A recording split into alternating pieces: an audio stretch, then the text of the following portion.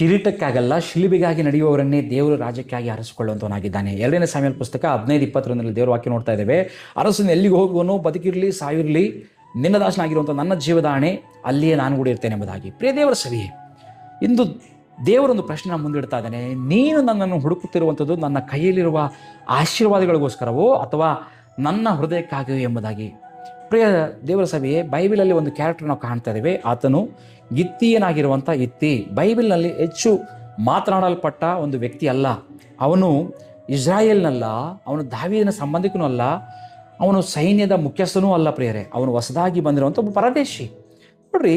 ಆದರೆ ದೇವರು ಆತನ ಒಂದೇ ಒಂದು ಮಾತನ್ನು ತನ್ನ ಇದರಲ್ಲಿ ಶಾಶ್ವತವಾಗಿ ಭರಿಸ್ತಾ ಇದ್ದಾನೆ. ಕಾರಣ ಯಾಕಂದರೆ ಆತನ ಪರಿಚಯವನ್ನು ನೋಡುವಂಥ ದೇವರಲ್ಲ, ನಮ್ಮ ಸಮರ್ಪಣೆಯನ್ನು ನೋಡುವಂಥ ದೇವರಾಗಿದ್ದಾನೆ. ಆ ಸಮಯದಲ್ಲಿ ದಾವೀದನು ಅರಸನಾಗಿರ್ಲಿಲ್ಲರಿ. ಅವನು ಓಡಿ ಹೋಗುವಂಥ ಒಂದು ಪರಿಸ್ಥಿತಿಯಲ್ಲಿದ್ದ.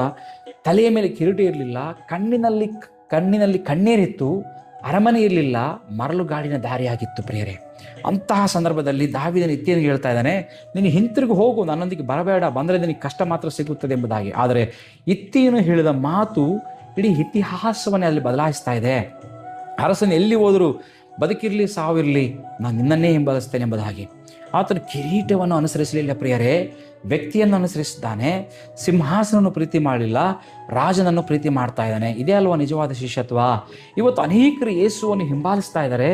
ಉದ್ಯೋಗ ಸಿಕ್ಕರೆ ಹಲ್ಲೆಲೂಯಾ ಎಂಬುದಾಗಿ ಹೇಳ್ತಾರೆ ಅಲ್ರಿ, ಆರೋಗ್ಯ ಸಿಕ್ಕರೆ ದೇವರು ಒಳ್ಳೆಯವನು ಎಂಬುದಾಗಿ ಹೇಳ್ತಾರೆ. ಆದರೆ ಪರೀಕ್ಷೆ ಬಂದರೆ, ನೋವು ಬಂದರೆ, ದೇವರು ಸ್ವಲ್ಪ ಹೊತ್ತು ಮೌನವನ್ನು ವಹಿಸಿಕೊಂಡ್ರೆ ಅನೇಕ ಮಂದಿ ಇವತ್ತು ಹಿಂತಿರುಗಿ ಓಡುವಂಥ ವ್ಯಕ್ತಿಗಳಾಗಿದ್ದಾರೆ.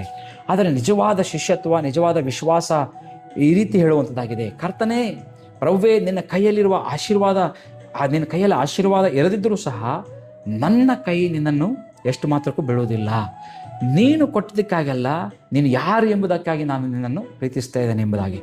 ಪ್ರಿಯ ದೇವರ ಸಭೆ, ಇವತ್ತು ಬಹುಶಃ ನಿನ್ನ ಜೀವನದಲ್ಲಿ ಇವತ್ತು ದಾವೀದನಂಥ ಪರಿಸ್ಥಿತಿ ಇರಬಹುದು, ದಾವೀದನಂಥ ಕಾಲದಲ್ಲಿ ನೀನು ಇರಬಹುದು. ಕಿರೀಟ ದಿನವಲ್ಲ, ಓಡಿ ಹೋಗುವಂಥ ದಿನವಾಗಿರ್ಬೋದು, ಗೌರವದ ದಿನವಲ್ಲ, ಅವಮಾನಗಳನ್ನು ಅನುಭವಿಸ್ತಿರುವಂಥ ಹಾದಿಯಲ್ಲಿ ನೀನು ಇರಬಹುದು ಪ್ರಿಯರೇ. ಆದರೆ ಇದೇ ಸಮಯದಲ್ಲಿ ದೇವರು ನೋಡ್ತಿರುವಂಥದ್ದು, ಯಾರು ನನ್ನ ಜೊತೆ ಉಳಿತಾರೆ. ಯಾಕಂದರೆ ಕಷ್ಟದ ದಿನದಲ್ಲಿ ದೇವರ ಜೊತೆ ನಡೆಯುವವರೇ ಮಹಿಮೆಯ ದಿನದಲ್ಲಿ ಸಹ ದೇವರ ಜೊತೆಗೆ ಇರುವಂಥ ವ್ಯಕ್ತಿಗಳಾಗಿರ್ತಾರೆ, ನಿಲ್ಲುವಂಥವರಾಗಿರ್ತಾರೆ.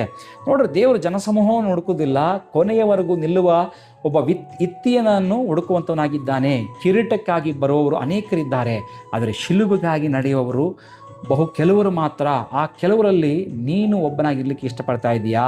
ಜ್ಞಾಪಕದಲ್ಲಿರಲಿ, ದೇವರು ಪ್ರತಿಭೆಯನ್ನು ಅಭಿಷೇಕಿಸುವುದಿಲ್ಲ, ಕೊನೆಯವರೆಗೂ ನಿಷ್ಠೆಯಿಂದ ಇರುವವರನ್ನು ಅಭಿಷೇಕಿಸುವಂಥವನಾಗಿದ್ದಾನೆ. ಕಿರೀಟವನ್ನು ಪ್ರೀತಿಸುವವರು ಇತಿಹಾಸವನ್ನು ಓದುತ್ತಾರೆ, ಆದರೆ ಅರಸನನ್ನು ಪ್ರೀತಿಸುವವರು ಇತಿಹಾಸ